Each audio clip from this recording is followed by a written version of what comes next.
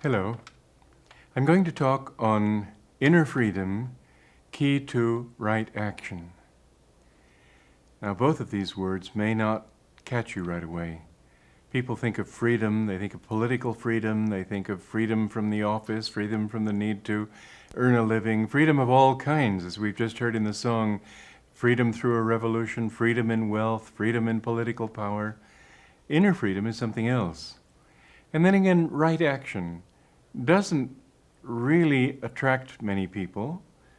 They'd like to act in the right way, but on the other hand, their main thing is to get from point A to point B and not worry about how they get there. The old and much discredited dictum that the end justifies the means is the way, in one way or another, that a lot of people live.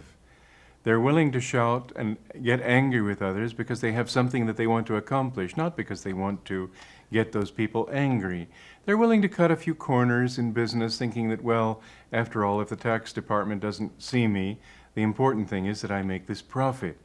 And whether legally or illegally, whether rightly or slightly shadily, whatever it is, one man I know of made the comment, which I suspect is by no means original with him, that you can't be a success in business and be honest. Well, that of course runs right against the idea of right action, unless you define right in terms of getting yours. But there is within each one of us the thought that we'd like to be able to do things in the right way. We'd like to be moral about what we're doing. We'd like to feel that what we're doing is going to be of some benefit to other people, that it will perhaps help the world in some way. Whatever it is, there's something within us that does long for right action, whether we actually think consciously, frequently about that issue or not. Most people decide somewhere in their college years that the important thing is to get ahead, not to worry too much about how you do it. Now, what I want to talk about is to not think about getting ahead, but to do it, everything you do, to live it in the right state of consciousness. If you don't act peacefully, no matter what you gain in the way of money or position or whatever, it won't give you peace because you won't have the mindset developed for appreciating peace, for being able to enjoy it even when you've achieved your goals. If you don't live in a sense of justice, how do you expect to achieve justice once you've got there? How many people in politics have sort of sold their conscience in order to get where they think they'll be able to exercise their conscience for the welfare of others, but what they are doing is simply, and they can't help it because they've already started the momentum in that direction, they can't help continuing to grab more and more power, more and more prestige, and not at all think in terms of the rightness and wrongness of things unless they're giving some bombastic lecture on the subject, sort of pleasing the crowds. But to really have that kind of consciousness that we define as right. Now, what is right action? Right action, I think we could turn it right around and say that right action can be defined in terms of the inner freedom it gives you. And what I want to say today then is that it takes a measure of non-attachment, a measure of, you might say, emotional non-involvement, in order to be able to act rightly, so that you haven't sold your soul to the devil, so to speak, so that you haven't so committed yourself that you can't stop yourself. You're just running down a hill, and if you stopped, you'd fall over, so you have to keep running. That inner peace, inner freedom is necessary in order to achieve a measure of balance in your life. But I would say then the other way around too, that the guide to what is right action and what is wrong action is not what society tells you, but whether it will give you inner freedom. I think that's about the best guideline I can think of. I remember I was on a panel of lecturers in London a few years ago, and the man speaking just before me was a dean of the Church of England. And he was one of these modern prelates who are very strong in politics and very angry and very relevant. And he stood up there, and the first thing he shouted at the crowd was, "You must politicize your religion!" And then he started talking with great anger and so on about the poverty and the prostitutes and the slums and this thing and that thing, and that your religion has to be relevant to those things by getting out there and doing something about it. And I thought, well, there are a lot of things a person can do, and I don't choose to serve in that way. And if people serve in that way because they're told that they're supposed to, or that they've got to, they won't be able to bring peace to what they're doing. They won't be able to bring benefits to what they're doing. Some of the worst people, as far as the good influence, the good effect they have on the world, are those who classify themselves, at least, as do-gooders. They're going around doing good to everyone but themselves, and the good they do is no good either. And so I stood up after this man. I was the next in line, and I normally like to speak supportively of the other speakers to sort of give a sense of a united front, but this one I just couldn't let go by. And I started by saying that if you feel inspired by God to politicize your religion, to get into politics, to worry about the slums and the prostitutes and the various problems and ills of society, then certainly you should do that. There have been people like St. Vincent de Paul and others who, Mother Teresa is a wonderful example, but she hasn't politicized her work. She frankly admits that there are plenty of doctors who could do better work than they. This is an act of devotion, and it's their devotion that they can bring to bear that's far more meaningful to people than just healing their wounds. And so, yes, there are people who do that, but they've been inspired by God. They've been inspired by their higher self. They feel, this is what I'm meant to do. And I said that if, on the other hand, you feel that God wants you to rake leaves in the park, then that's a more valid occupation for you than it would be to do something you don't feel. The man, the dean who spoke before me, was quite angry, but he'd had his turn and couldn't rebut me, which wasn't entirely fair of me. But the truth I had stated as I firmly believe it, and that is that we have to live by what we feel from within. We feel we've got this duty to discharge. And if we do that, then we'll feel a sense of relief, of freedom, if you will. We had this to do, it's given us freedom. Actually, the goal of human life is to achieve inner freedom, so that what you do isn't all that important. It can help people, but you know, conquering kingdoms or building hospitals and so on, in the last analysis, it'll get done if it's to be done. I don't mean to have a laissez-faire attitude toward it, but I mean that in the effect it's going to have on you in your the long history of your soul, it won't be anything. What you take from you, with you I should say, from this world when you leave this world, will be what you've gained in your consciousness.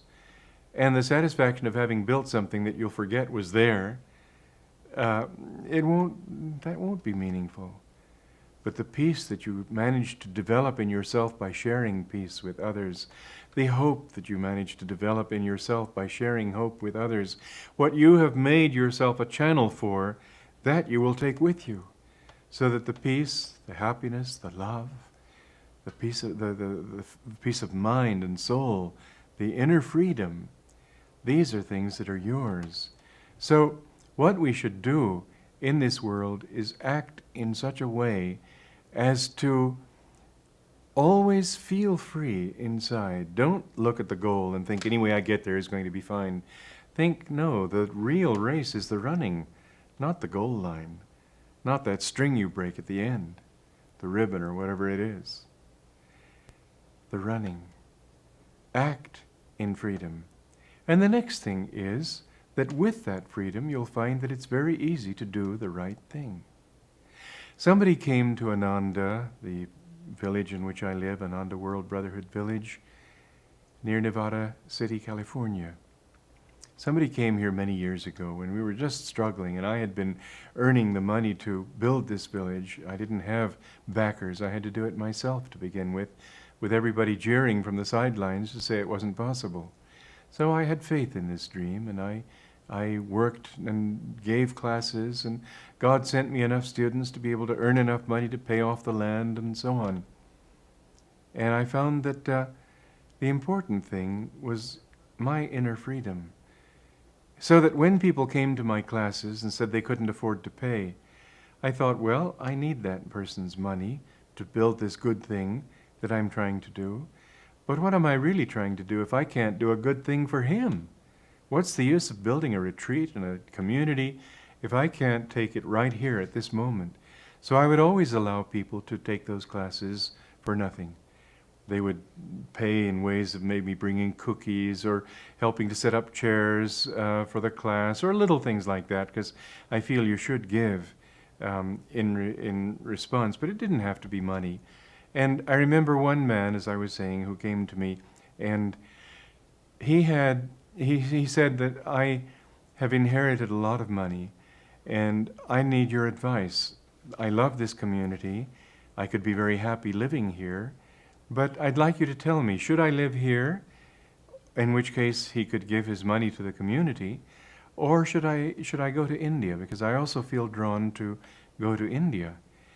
And I just didn't even think about whether he could help us, because I was doing it with a sense of inner freedom.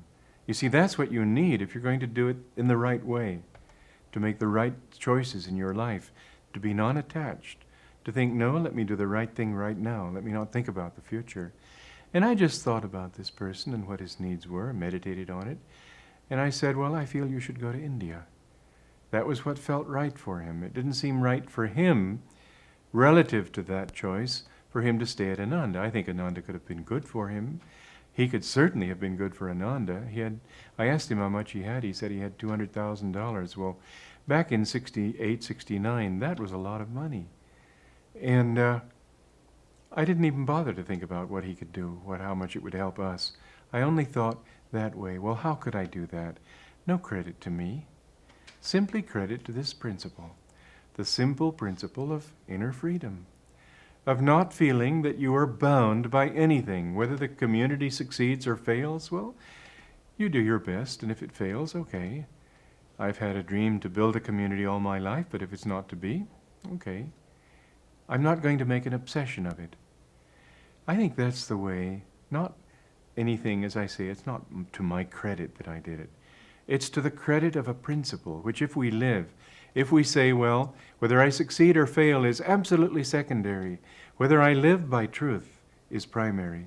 There's a saying in Bengal, it's the motto of the family, of the royal family of the Maharaja of Kuch Bihar, Joto dharma, toto jaya. In Sanskrit they would say, Yata dharma, tata jaya. It means, where there is right action, there is victory. When you do the right thing, it may not be successful in the beginning in worldly terms. In the end, you can't fail. Because what you're doing is putting yourself in tune with a great law, a law that rules the universe. This universe is ruled by principle. It's not just a blind, mindless thing. That's what people could think 100 years ago, when it looked as if everything is matter. But now it's becoming more and more evident that matter, it isn't that consciousness evolved from matter, but rather that matter is a manifestation of consciousness. We know that matter is not matter. We know that scientifically that it is energy. And that energy, many leading physicists today even are saying that that energy is guided by consciousness, that the underlying reality of everything is consciousness. Now, this is an ancient spiritual teaching. This is something that great masters in different religions have said, that there is no reality except God. That's what the Jews say every time they pray. Hear, O Israel, the Lord our God, the Lord is one. Now, what does that mean? Jews usually take it to mean that you shouldn't worship idols. Well, what is idol worship, if not worshiping things as opposed to God? And what is one? God is everything. God is the abiding reality. There is no other. What makes idols false is that they aren't real. Isn't that obvious? And why aren't they real? Because they don't exist, except everything exists as a manifestation of that underlying, infinite, eternal, absolute consciousness.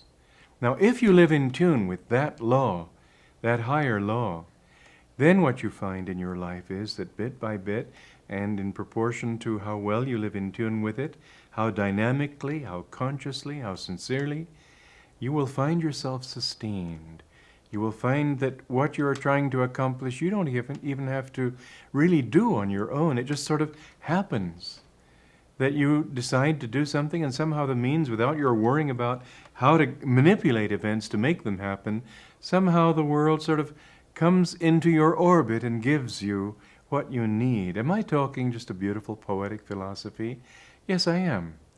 But it's a great deal more. It's also practical. I've done this now for 43 years. I've watched a lot of other people following this way. I'm speaking from knowledge. I'm not talking lovely theory. I know it works. So, we come back to what I was saying, that we need to live in inner freedom, and that inner freedom will give us the ability to act in the right way. Without it, we become obsessed. We become infatuated. We think this has to be, and I have to sacrifice everything to make that happen. If you can understand that what you do and how you do it is a great deal more important than what you gain as a consequence of it. If you can act in inner freedom, only then will it be possible for your conscience to be so clear that you will do the right thing always, even automatically, without trying. You will find that the right thing will happen. And then, on the other hand, as you act, it will give you an increasing inner freedom. That action will gradually absolve you from a sense of duty that you may have felt. It will give you a sense that really you didn't need that thing. You come to the point where you can live more in consciousness, and then things just happen without even your having to work for them in a hard way.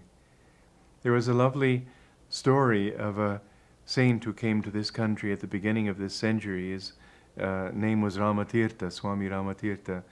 And he got on the boat. Somebody gave him a ticket to go to America from India, and so he got on the boat. He didn't have any money.